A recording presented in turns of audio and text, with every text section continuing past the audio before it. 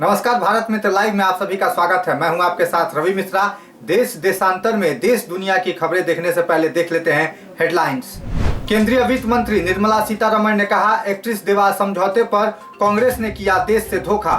अफगानिस्तान में आए भूकंप में 26 लोगों की मौत, 5.6 दर्ज हुई तीव्रता। नहीं रहे मशहूर बांग्ला कार्टूनिस्ट नारायण देवनाथ, 96 वर्ष की उम्र में हुआ निधन। रक्षा मंत्री ने ममता बनर्जी को लिखा पत्र, कहा टैबलो चयन में नहीं हुआ भेदभाव। बेटे को टिकट दिलाने के लिए सांसद पद त्यागने को तैयार रीता बहुगुणा जोशी। और केंद्र के गाइडलाइंस में डॉक्टरों को सलाह, कोरोना मरीजों को स्टेरॉइड देने से बचे। आइए खबरें देख लेते हैं विस्तार से।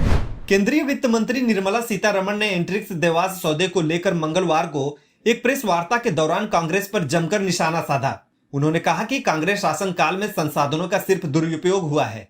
सीतारमण ने कहा कि तत्कालीन टेलीकॉम मंत्री कपिल सिब्बल ने इस पर प्रेस कॉन्फ्रेंस की थी, लेकिन उनकी ओर से इस मामले पर कैबिनेट नोट तक का जिक्र नहीं किया गया था। साल 2005 में हुआ यह सौदा देश से धोखाधड़ी का था।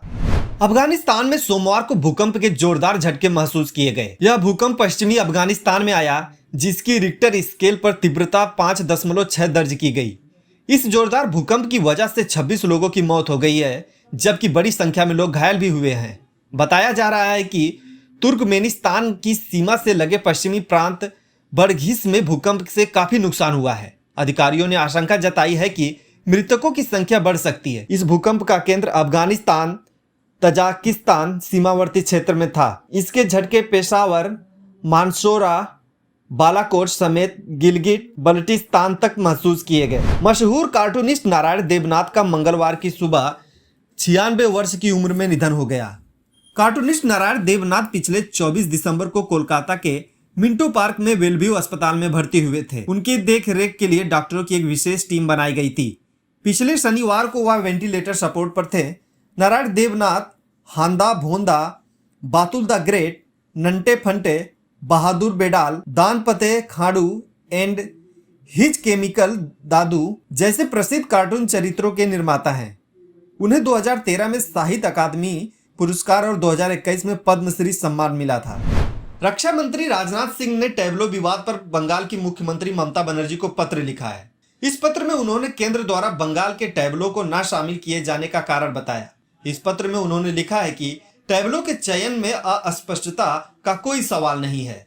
मैं आपको आश्वस्त करना चाहता हूं कि गणतंत्र दिवस परेड में भाग लेने वाले सभी टैबलो चयन प्रक्रिया द्वारा ही शामिल किए गए हैं। बताया गया है कि नेताजी की अनदेखी करने का कोई सवाल ही नहीं है। ज्ञात रहे कि केंद्र सरकार इस बार आजादी का अमृत महोत्सव वर्ष मना रही है। इस थीम को आजादी के 75 वर्ष पूरे होने के उपलक्ष्य में चुना गया है। उत्तर प्रदेश चुनाव के लिए बीजेपी में टिकटों को लेकर तकरार जारी है। दिल्ली में आला कमान प्रत्याशियों की लिस्ट फाइनल करने में जुटा हुआ है। इस बीच बीजेपी सांसद रीता बहुगुणा जोशी भी अपने बेटे मयंक जोशी को लखनऊ कैंट से टिकट दिलाने की कोशिश में है। दिल्ली पहुंची रीता बहुगुणा ने मंगलवार को कहा कि वह बेटे को टिकट दिलाने के लिए अपना सांसद पद छोड़ने के लिए भी तैयार है। उन्होंने इस बारे में भाजपा अध्यक्ष जेपी नड्डा को पत्र लिखकर अपनी बात कही है। भाजपा ने एक परिवार एक टिकट का ऐलान किया है। इसी के तहत जोशी के बेटे को टिकट पर संशय की स्थिति है। केंद्र सरकार ने कोरोना के इलाज में संबंधित अपनी गाइडलाइंस में कुछ बदलाव किए हैं। नई गाइडलाइंस में डॉक्टर को सलाह दी गई है कि वे मरीज को स्टेरॉइड्स देने से बचें। इससे ब्लैक फंगस जैसे दूसरे इन्फेक्शन होने का खतरा बढ़ जाता है। कुछ दिनों पहले ही नेशनल कोविड टास्क फोर्स के चीफ डॉक्टर वीके पॉल ने दूसरी लहर में इन ड्रग्स के जरूरत से ज्यादा इस्तेमाल को लेकर पछतावा जाहिर किया था। गौरतलब हो कि पिछली बार ब्लैक फंगस इन्फेक्शन से भी कई लोगों की जान गई थी।